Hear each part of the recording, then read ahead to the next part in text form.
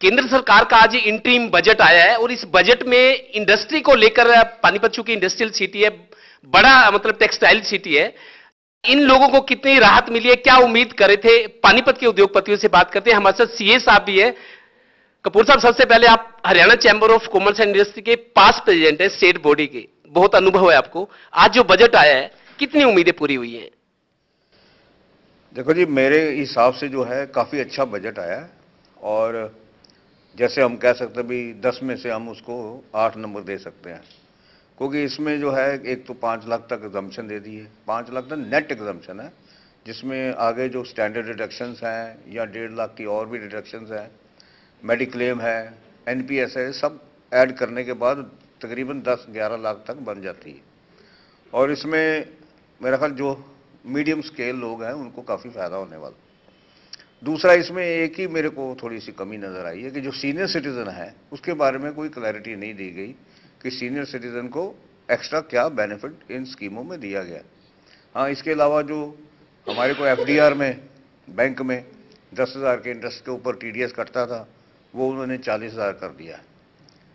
जो डिडक्शन है अब 40,000 तक आपको डिडक्शन करने की जरूरत नहीं है।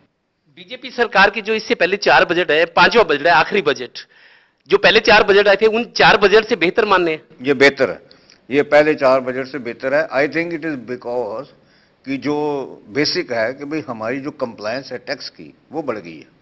जीएसटी के कारण कह लो, लोगों को मतलब डिजिटल इंडिया के कारण भाई लिंक हो गया सबका, और इट इज़ ईजी कि भाई ट्रेस करना आपको आधार से या दूसरी और जो भी सोशल मीडिया के कारण आपकी जो इनकम्स हैं वो अब छिप नहीं सकती। तो इसलिए कंप्लायंस बढ़ने से गवर्नमेंट को टैक्स ज़्यादा मिल गया। टैक्स ज़्यादा मिलने से वो बांटने के लिए भी उनके पास पैसे ज़्यादा हो गए। चैंबर के पानीपत चैप्टर के मौजूदा चेयरमैन विनोद खंडेलवाल जी। खंडेलवाल साहब, आप, मैं ये नहीं कहूँ क्योंकि आप एक बॉडी के चेयरमैन हैं, आपकी ये जो एसोसिएशन के लोग हैं जो उम्मीद कर रहे थे डिस्कस होता होगा, क्या कुछ मिला है?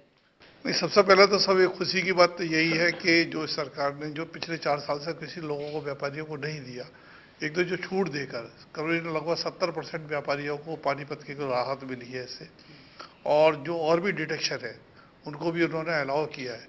हमारी बेंच गन जब लोग बैठते थे तो सबके साथ बैठ के जो डिस्कशन होती थी वो यही हमेशा से उम्मीद करते थे कि 5 लाख की छूट मिलनी चाहिए, और ये सरकार ने पहली बार ऐसा हुआ कि जो है 2.5 से सीधी 5 लाख की छूट दी, और उससे जो व्यापारियों को लाभ मिला उससे व्यापार भी बढ़ेगा।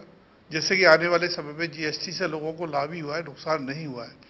इसी प्रकार से सरकार ने जो ये भी छूट दी है, इस छूट से लोग जो है जो अभी तक टैक्स की मात्रा में नहीं आते थे या डरते थे, वो लोग इसमें शामिल होंगे और सरकार से इसका भी बेनिफिट मिलेगा। संख्याएं लोगों की बढ़ेगी और लोगों को टैक्स देने की आदत भी आगे बढ़ेगी। अभी कुछ लोग शिकायत कर रहे थे, जैसे हमने चर्चा हो रही थी कि शहरी लोगों के लिए कुछ खास नहीं सोचा गया, आप क्या सोचते हैं? नहीं, वो तो सही है, क्योंकि जो है अच्छे दिन तो किसान के ही आए हैं। व्यापारी के लिए तो कोई अच्छे दिन पहले भी नहीं थे और आज भी कोई अच्छे दिन नहीं है। अगर आज व्यापारी के साथ कोई मिसहैपनिंग होती है तो उसके लिए तो सरकार के पास कुछ भी नहीं, चाहे वो कितना टैक्स भी जमा करता हो। मेरा इसमें एक सुझाव था कि भाई अगर टैक्स जमा करने वाले व्यापारी के साथ कुछ ऐसी घटनाएं होती है तो सरकार को उसकी तरफ भी सोचना चाहिए। जैसे कि लेबर के लिए आज उन्होंने 2.5 से 6 लाख रुपए किया, आज व्यापारी के साथ कुछ होता है तो व्यापारी को क्या मिलता है?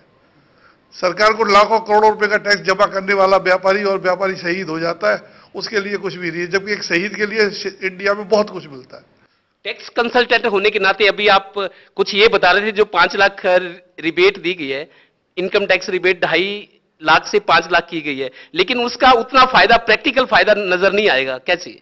ऐसा है कि सरकार ने, बड़े लोगों की डिमांड थी कि स्लैब चेंज होना चाहिए, स्लैब चेंज हो जाए, लेकिन जब फाइनेंस मिनिस्टर ने इसकी अनाउंसमेंट की तो लगभग संसद में सारे ही सांसद जो थे वो डेस्क के ऊपर ताली बजा रहे थे कि जैसे एक बहुत बड़ा एक बेनिफिट मिला। एक बेनिफिट मिला, लेकिन जो लोग सोच रहे थे वो बेनिफिट ये नहीं मिला। ऐसा है कि ये सरकार ने जो 5 लाख किया कि 5 लाख पे टैक्स नहीं लगेगा, ऐसा नहीं है। सरकार ने कहा स्लैब को कहीं चेंज नहीं किया। सरकार ने जो 2.5 लाख से 5 लाख तक का जो टैक्स बनता था मेरा 13,000, सरकार ने उस 13,000 का रिबेट दिया है, ना कि लिमिट को एकदम से बढ़ाया है। अगर मेरी इनकम 10 लाख है या 15 लाख है तो मेरे लिए वही टैक्स है जो पहले था, उसमें कोई चेंज नहीं आया। चेंज आया है, जो मिडिल क्लास वर्कर हैं, एम्प्लॉइज हैं, उनको बेनिफिट मिला कि जो एक्चुअल उसका बेनिफिट ले सकते हैं, और उनको मिलना चाहिए भी था, क्योंकि उनका कोई और सोर्सेज ऑफ ऐसे इधर उधर के नहीं होते थे। तो उसमें उनको नेट बेनिफिट, क्योंकि नेट टैक्सेबल अगर इनकम मेरी 5 लाख तक की है तो मेरा 13,000 का मुझे टैक्स का रिबेट है। पानीपत जैसे शहर में हम बैठे हैं तो ऑलमोस्ट 70% एसएससी जो है वो 5 लाख से कम के थे, वो इससे बाहर हो जाएंगे। तो लेकिन बाहर होने का मतलब ये नहीं है कि वो बाहर हो जाएंगे, सिर्फ सैलरी क्लास वाले बाहर होंगे, क्योंकि अदरवाइज बाकी जो बिजनेस क्लास है, जो मैं समझूं कि अगर हम कहें कि बिजनेस क्लास को क्या बेनिफिट हुआ, बिजनेस क्लास को अगर हम सारे बजट को एनालिसिस करते हैं तो एक एमएसएमई में 2% इंटरेस्ट का जो रिबेट दिया है, उसके अलावा बिजनेसमैन को कोई बेनिफिट नहीं है इस बजट से।